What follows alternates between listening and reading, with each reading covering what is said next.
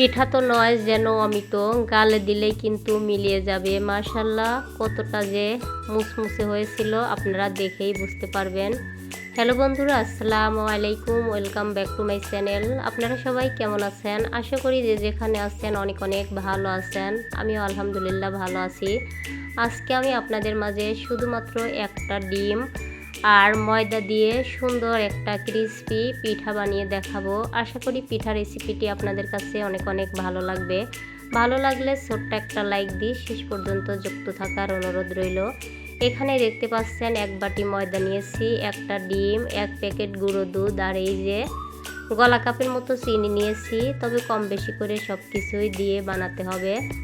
এখন এখানে আমি একটা বাটি নিয়েছি, বাটিতে ডিমটা ভেঙে দিলাম আর এই যে চিনি দিয়ে দিলাম। আর এই চিনি কিন্তু সবটুকু লাগবে, তবে প্রথমে আমি অল্প একটু দিয়ে দিলাম। এই যে এখন আমি একটা হ্যান্ড উইশের সাহায্যে সুন্দর করে কিন্তু ফেটে ফেটে একদম চিনিটা গলিয়ে নেব। আর এই চিনিটা কিন্তু ভালো করে না গলালে পরে কিন্তু চিনি থেকে পানি ঝরবে। এই জন্য সেটা হিসাব করে কিন্তু চিনিটা একদমই সুন্দর করে গলাতে হবে। অনেকটা সময় নিয়ে কিন্তু এই ব্যাটারটা বানাতে হবে, তা না হলে পিঠাগুলো কিন্তু একদমই ভালো হবে না। এভাবে করে দেখতে পাচ্ছেন চিনিটা কিন্তু একদমই ফেটে ফেটে মাখানো হয়ে গেছে আর এখানে ফেনা ফেনা ভাব হয়েছে। এই জন্য কিন্তু বুঝতে হবে চিনিটা ফাটানো হয়ে গেছে আর একদমই সুন্দর মতো সাদাভাবে ফেটে নিতে হবে। এখন আমি এখানে দিয়ে দেব পরিমাণ মতো লবণ আর এখানে দিয়ে দেব খাবার সোডা। এই যে এখন আমি গুঁড়ো দুধের প্যাকেট ধরে সম্পূর্ণ দুধই দিয়ে দিচ্ছি। আর দুধটা দেওয়ার কারণে কতটা টেস্টি হয়েছিল আপনারা যদি একবার না বানান তাহলে কিন্তু বিশ্বাসই করতে পারবেন না এই পিঠাটা খেতে কতটা লোভনীয় হয়। এখন আমি সুন্দর করে আবারও ফেটে ফেটে ভালো করে মিক্স করে নিলাম গুঁড়ো দুধটা দেওয়ার পরে। আর এটা কিন্তু সকাল বিকালে চায়ের আড্ডায় রাখতে পারেন আর বাচ্চাদের টিফিনেও দিতে পারেন। আর 2-3 ঘন্টা কিন্তু এমনিতেই মুসমুসে থাকবে। এখন আমি এখানে দিয়ে দিলাম এলাচের যে কালো অংশ আছে সেটা গুঁড়ো করে দিয়েছি, আপনারা কিনা এলাচের গুঁড়া দিতে পারেন। আর এই এলাচের গুঁড়াটা দেওয়ার পরে আবারও সুন্দর করে মেখে নিলাম। এখন আমি এই যে এক বাটি ময়দা নিয়েছি আর এই ময়দাটা অল্প অল্প করে দিয়ে সুন্দর করে ব্যাটারটা বানিয়ে নেব। তবে আপনারা এখানে ভ্যানিলা এসেন্স দিতে পারেন, তাহলে কিন্তু ডিমের যে একটা গন্ধ সেই গন্ধটা থাকবে না। আর ডিমের গন্ধ লাগলে কিন্তু পিঠাটা খেতে ভালো লাগবে না। এই জন্য আমার কাছে এলাচ ছিল, এলাচটাই আমি সুন্দর করে গুঁড়ো করে দিয়েছি। এখন সুন্দর করে চামচ দিয়ে মাখানোর পরে এই ব্যাটারটা কিন্তু হাত দিয়ে শেষ পর্যন্ত বানিয়ে নিতে হবে, তা না হলে কিন্তু চামচ দিয়ে ব্যাটারটা ভালো মতো বানানো হবে না। এই জন্য আমি হাত দিয়ে সুন্দর করে বানিয়ে নিচ্ছি। এখানে আমার 1.5 বাটির মতো ময়দা লেগেছিল। এই যে আবারও হাফ বাটি ময়দা নিয়েছি। আর এখানে কিন্তু কোনো প্রকার পানি ব্যবহার করব না, আপনারা দেখেই বুঝতে পারছেন। পানি ব্যবহার করলে কিন্তু এই নাস্তাটা একদমই ভালো পারফেক্ট হবে না।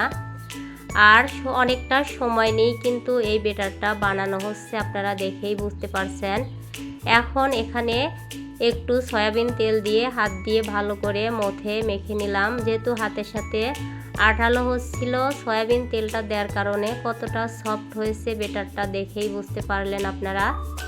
এখন এখানে আমি পিঁড়ে নিয়েছি, এই পিঁড়েতে নিয়ে 2টা লেচি কেটে নিচ্ছি। তবে আপনারা আপনাদের মতো করে পিঠাগুলো বানিয়ে নিতে পারেন। এখান থেকে আমি একটা লেচি সুন্দর করে পিঠে বানানোর মতো করে ভালো করে এই যে ডো বানিয়ে নিয়েছি। আর এই যে বেলুন দিয়ে ভালো করে একটু মোটা করে বেলে নেব। এটা কিন্তু একদমই পাতলা করা যাবে না, মোটা মোটা করেই বেলতে হবে। আর এভাবে করে বেলে নেওয়া হয়ে গেছে। এখন আমি একটা ছোট্ট গ্লাস দিয়ে কেটে নেব।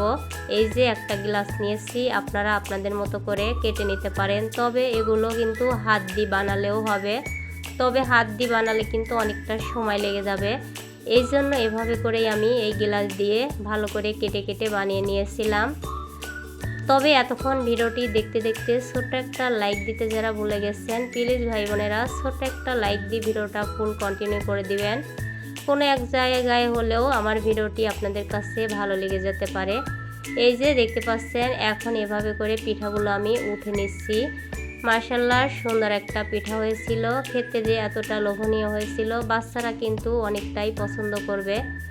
এখানে আমি একটা প্লেট নিয়েছি, প্লেটে উঠে নিচ্ছি। তবে পিঠাগুলো একটার সাথে একটা লাগিয়ে রেখে দিলে কিন্তু উঠানো যাবে না, এই জন্য প্লেটে রাখার সময় কিন্তু আলাদা আলাদা করে রেখে দিতে হবে। এখন আমি আর একটা লেচিও বেলে নিয়েছি ওইভাবে করেই। এখন এই যে দেখতে পাচ্ছেন গ্লাস দিয়ে আবারও সুন্দর করে কেটে কেটে নিচ্ছি। আর দেখতে পাচ্ছেন মাশাআল্লাহ এই পিঠাগুলো এভাবে করে আমি উঠে নেব। আর বাদ বাকিগুলো কিন্তু অফ ক্যামেরায় সম্পূর্ণই আমি পিঠা বানিয়ে নেব। আর আমার ভিডিওতে যদি কোনো নতুন ভাই বোনেরা এসে থাকেন অবশ্যই সুন্দর একটা কমেন্ট করে যাবেন। আপনাদের কমেন্ট ধরে আপনাদের পরিবারে অবশ্যই চলে যাব। আর যদি বেশি ভালো লেগে থাকে অবশ্যই একটা সাবস্ক্রাইব করে পাশে থেকে যেতে পারেন। এভাবে করে সম্পূর্ণ পিঠা বানানো হয়ে গেছে। আর দেখতে পারলেন এক বাটির মতো ময়দা একটা ডিম দিয়ে কতগুলো পিঠা হয়ে গেল।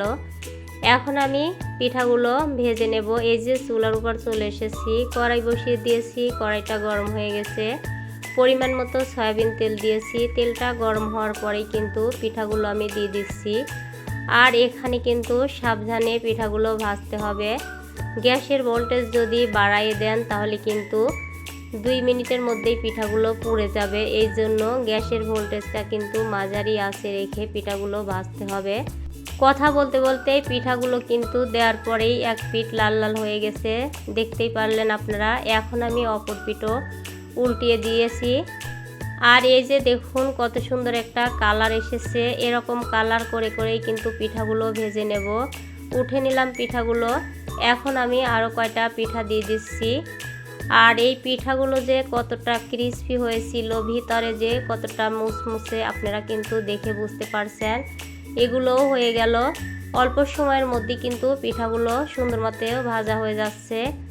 আর এই পিঠাগুলো কিন্তু বেশি একটা তেল লাগবে না, অল্প তেলেও ভাজতে পারেন আপনারা। এখন আমি বাদ বাকি যে পিঠাগুলো ছিল সে পিঠাগুলো সম্পূর্ণই দিয়ে দিয়েছি। আর কতটা ফুলকো হচ্ছে, আর উপর দিয়ে কিন্তু দেখেই বুঝতে পারছেন ফেটে ফেটে যাচ্ছে।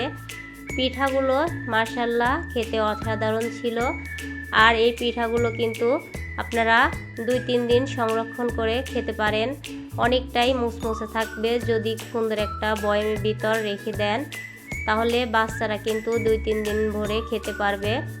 এভাবে করে এই পিঠাগুলো উল্টে পাল্টে ভেজে নিয়েছি সুন্দর কালার করে। এই পিঠাগুলো উঠে নিচ্ছি। সম্পূর্ণই পিঠাগুলো আমার ভাজা হয়ে গেল। এখন পরিবেশন করে দেখাবো আপনাদেরকে। এই যে এখানে একটা প্লেট নিয়েছি, প্লেটে এক এক করে পরিবেশন করে নিচ্ছি। তবে আমার পুরাতন ভাইয়েরা আপুরা যারা আমার পাশে আছেন আপনাদেরকে অসংখ্য ধন্যবাদ আর মন থেকে অনেক অনেক ভালোবাসা রইল। আর নতুন ভাই বোনদের আবারও বলতেছি, যদি আমার চ্যানেলটি আপনাদের কাছে ভালো লেগে থাকে অবশ্যই সাবস্ক্রাইব করে পাশে থেকে যেতে পারেন। এই যে আপনাদেরকে অনেকটা কাছ থেকে দেখিয়ে দিচ্ছি কতটা সুন্দর একটা কালার এসেছে পিঠাগুলোর, খেতেও কিন্তু দুর্দান্ত হয়েছিল। তবে আমার ভয়েস বা ভিডিওতে যদি কোনো ভুল ত্রুটি হয়ে থাকে প্লিজ ভাই বোনেরা ক্ষমা দৃষ্টিতে দেখবেন। আর এই যে দেখুন পিঠাগুলো মাঝে ফেটে ফেটে গেছে আর কতটা ফুলকো হয়েছে আপনারা দেখেই বুঝতে পারছেন। আপনাদেরকে কয়েকটা ভেঙে দেখাচ্ছি কতটা মুসমুসে হয়েছে। এই যে দেখতে পাচ্ছেন অল্পতেই ভেঙে ভেঙে যাচ্ছে। তাই বলছি আপনারা অবশ্যই বাচ্চাদের একবার বানিয়ে দিবেন, তাহলে কিন্তু বাচ্চারা কয়েকদিনের মধ্যে আবারও খেতে চাইবে। তবে রেসিপিটি কিন্তু এখানেই শেষ করব, অন্য কোনো দিন অন্য কোনো নতুন রেসিপির সঙ্গে দেখা হবে। ততক্ষণে সবাই ভালো থাকবেন, সুস্থ থাকবেন। আল্লাহ হাফেজ, আসসালামু আলাইকুম।